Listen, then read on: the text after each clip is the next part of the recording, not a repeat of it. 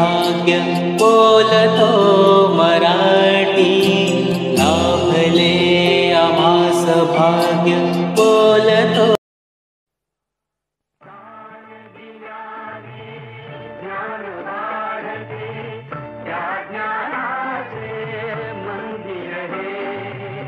सत्य शिवाहून सुंदर हे, सत्य शिवाहून सुंदर हे, सत्य शिवाहून सुंदर हे, सत्य शिवाहून सुंदर हे।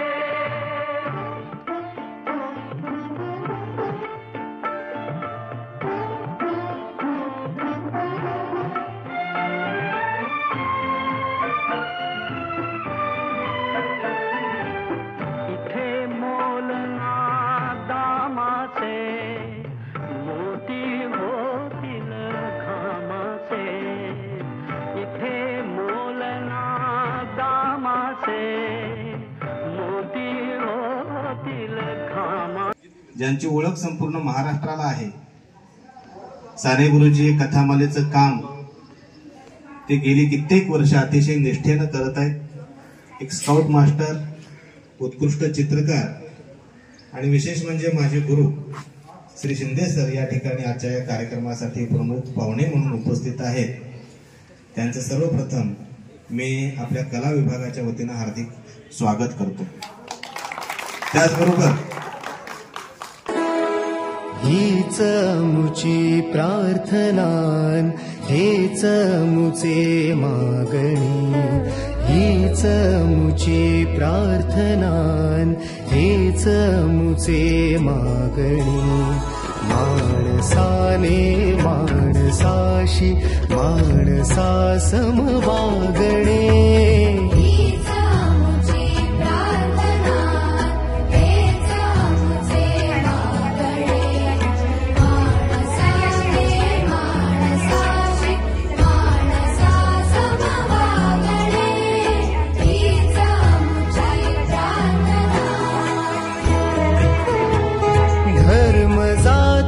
प्रांत भाषा द्वेष सारे संपुदे, धर्म जाती प्रांत भाषा द्वेष सारे संपुदे। एकनिष्ठा अवगत करून ग्लोबल होऊन स्वतःची मातृभाषा विसरून चाललेला आहे। पण हे विसरू नये की जागतिकीकरणाच्या स्पर्धेत जरी उतरला असेल तरी जन्मानंतर मुखातून पहिला आलेला शब्द हा मराठीच होता। छत्रपती शिवाजी महाराजांनी नेहमीच मराठी भाषेचे व मराठी संस्कृतीचे रक्षण केलेले आहे। स्वातंत्र्यवीर सावरकर हे घडले ते मराठीतून।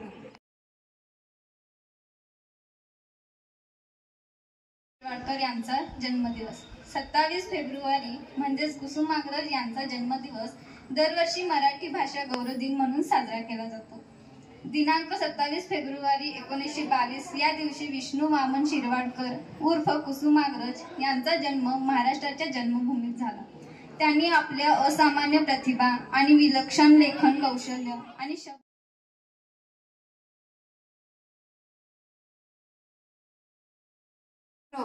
आज मराठी राजभाषा दिन या निमित्त तुमच्या समोर विनादुकाने सादर करीत आहोत। ऐकलत का मंडळी, ऐकलत का मंडळी, आमच्या ह्यांनी एक लग्नात माझ्यासाठी उखाणा घेतला होता। ते म्हणजे बशीत पशी क पशी, बशीत पशी क पशी, हिला सोडून सगळ्याच मशी। आणि हो, मी पण एक त्यांच्यासाठी घेतला होता। केंद्रात केंद्र 16 केंद्र, केंद्रात केंद्र 16 केंद्र, माझ्या पदरात पडलं काळं बेंद्र। जी माणसं सतत संकटांना तोंड देतात ती माणसं मोठी स्वप्न साकार करतात। माणूस केवळ बोलण्याने यशस्वी होत नसतात, माणूस केवळ बोलण्याने यशस्वी होत नसतात, त्यासाठी रोज कृतीयुक्त प्रयत्न असावे लागतात। आज आपल्याला लाभलेले प्रमुख पाहुणे श्री शिंदे सर यांना मी विनंती करते की त्यांनी आपले मनोगत व्यक्त करावे।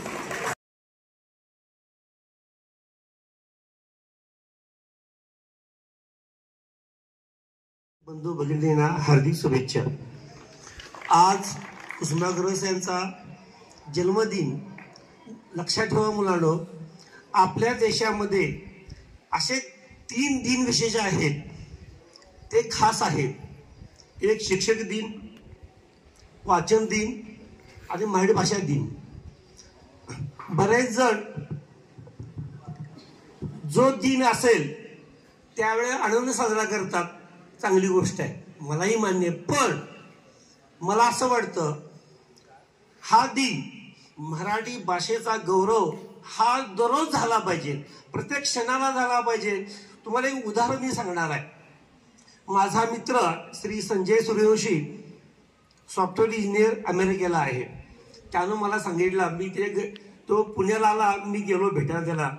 तो म्हटला, तू शिक्षक आहेस, तू तुमच्या मुलांना सांग मराठी भाषा कशी असते, काय होतं आणि काय होऊ शकतं. एक उदाहरण त्यानं मला सांगितलं. तो म्हटला, आम्ही वड सावित्री पौर्णिमेवरती वडात झाड पुजायचं होतं अमेरिकेला, भारतात नाही. मग काय करायचं, तर त्या मराठी हॉलमध्ये त्या म्युझियममध्ये नाही का एक झाड फांदी विकायला ठेवली होती. मग त्याची बायकोन तो त्या म्युझियममध्ये गेला आणि ते फांदी घ्यायला गेला आणि त्याची बायको मराठीत बोलली तिथं, ही फांदी बरोबर नाहीये म्हटल्याबरोबर त्याच्या साईडला एक ग्रस्त होते, ते पळत आले, तुम्ही मराठी कडकुड मिठी मारली त्याने. कारण प्रेम बघा, लक्षात ठेवा, आपलं प्रेम जेव्हा आपण परदेशी जातो तेव्हा मातृभाषेचा ओलावा हा आपल्याला बघायला मिळतो. आणि माझ्या मित्राने सांगितलं, तेव्हापासून आमची मैत्री झालेली आहे, आज अखेर आम्ही मैत्री आहे. मराठी भाषा लक्षात ठेवा, वारकरी जेव्हा पंढरीला जातो, टाळ मृदंग घेऊन जातो, विठ्ठल काय त्याला पत्र पाठवत नाहीये, या दिनांकाला वारी आहे, पटकन या असं सांगत पण नाहीये. तरी लाखो लोक उन्हात तानात पंढरीला जातात. ही मराठी भाषेची शाळेचे विद्यार्थी आहेत, त्यांना मी 5वी पासून शिकवलेलं आहे. त्यांना आठवतंय, त्यांनी मला परवा सांगितलं, मी 5वी पासून कथा चालू केली होती.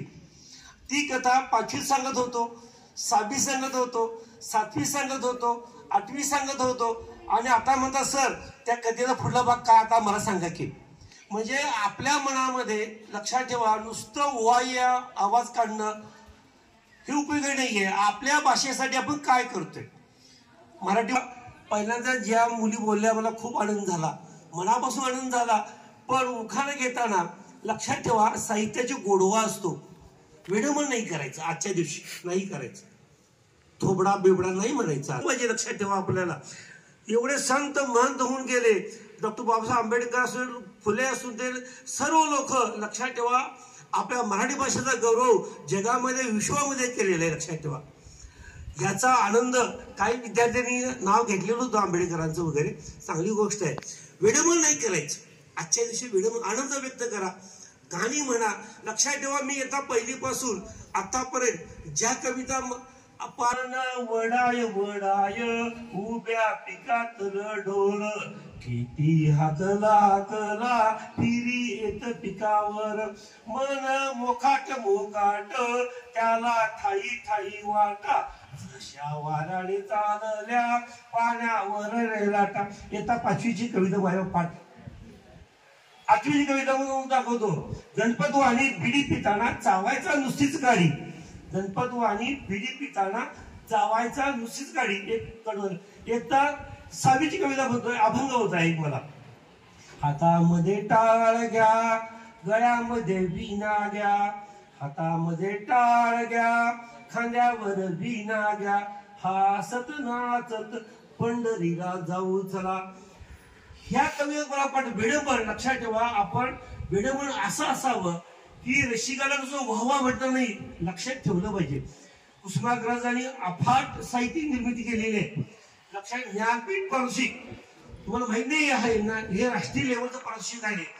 आपल्या महाराष्ट्रामध्ये 2 व्यक्तीला मिळालं, वि स खांडेकर आणि कुसुमाग्रजांना मिळालं होतं.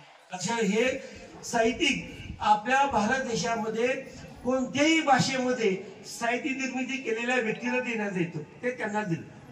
साहित्याची सेवा केली, अखंड सेवा केली. म्हणून मुलांनो, आज मराठी राष्ट्रभाषा दिन आहे. आज मुदुगुद करायचं, उद्या निवांत जायचं, गुड मॉर्निंग म्हणायचं, सुप्रभात म्हणा ना. तुम्ही काय करताय, गुड मॉर्निंग, सुप्रभात म्हणा, धन्यवाद म्हणा. प्रेमानं जगूया, जगूया.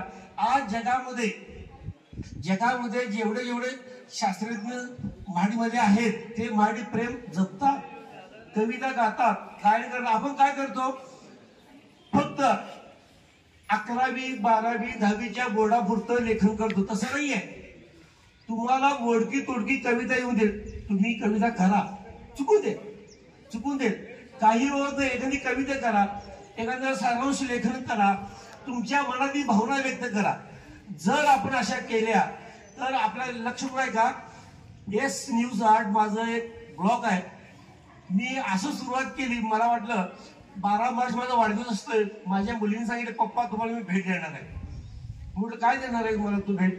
ते म्हटले तुम्हाला ब्लॉग देतो म्हटले. ती तुम्ही काय करायचं, तुम्हाला शाळेत काय वाटतं, कथा कविता प्रसंग लिहा, बातमीपत्र लिहा, काय पण लिहा आणि ते तुम्ही लेखन चालू करा म्हटले. माझ्या मुलीनं मला सांगितलं, मी लेखन चालू केलं. लक्षात ठेवा, आज अखेर 6000 ब्लॉग मी लिहिलेले आणि त्याचे पैसे मला येऊ लागलेले.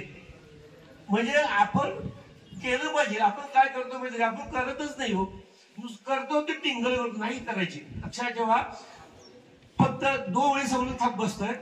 एक जन्म देणारी आई, जन्म देणारा वडील आणि शिकवणारी शिक्षक. कधी टिंगल आयुष्यात कधी करू नका.